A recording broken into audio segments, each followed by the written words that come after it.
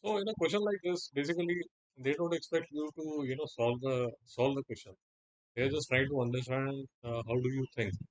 And again and again, what I keep repeating in all these series of maths Olympiad questions that I'm recording is that the more you solve these kind of questions, the more you will understand how to take the novel part. uh, Not start solving the question, but just try to see what's a novel path, what's a new path that you can take. So when I have 99 factorial and I'm comparing this with the 2000 and I want to understand that which one is greater, so what I do is I'll divide 99 factorial by 2 raised to power 100.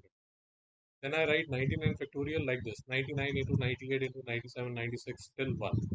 Now I'll just show you. So, for example, 5 factorial, this is equal to 5 into 4 into 3 into 2 into 1. So, these are 5 terms.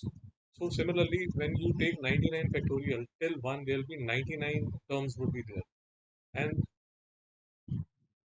so, uh, so 5 factorial is equal to 5 into 4 into 3 into 2 into 1. So, 1, 2, 3, 4, 5. So, 99 factorial would be equal to, you'll have 99 terms here. You'll have 99 terms here. And when you look at 2 raised to 100, there will be 100 terms in the denominator. I hope this is making sense. If you try to understand, I can multiply this by another one. In the end, I'll have 1 by 2. I hope you are getting it. So I have 100 terms. I have made these 100 terms. By multiplying by 1, I have made these 100 terms. And in the denominator, anyways, 100 twos are there. So I have, so my final term would be half.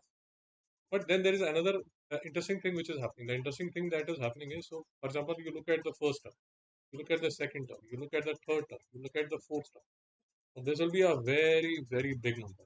So 99 divided by 2, say approximately 50, approximately 49, approximately 48.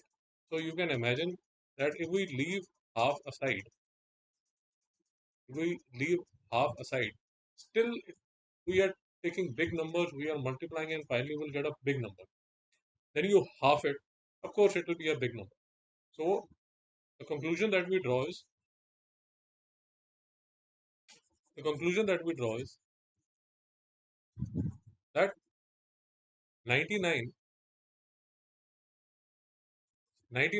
factorial divided by 2 raised to power 100 would be a big number, which implies that 99 factorial is actually bigger than 2 raised to power 100. I hope you are getting the point. So this whole of this is much greater than 1.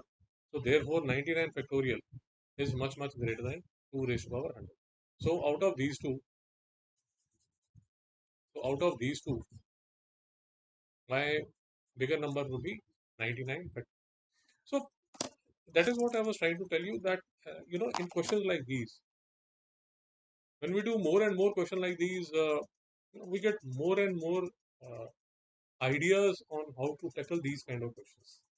So please do have a look at the other questions in this playlist, in this series of lectures, also in the playlist. You'll find the address in the of the playlist in the comment section. So let's in the next lecture.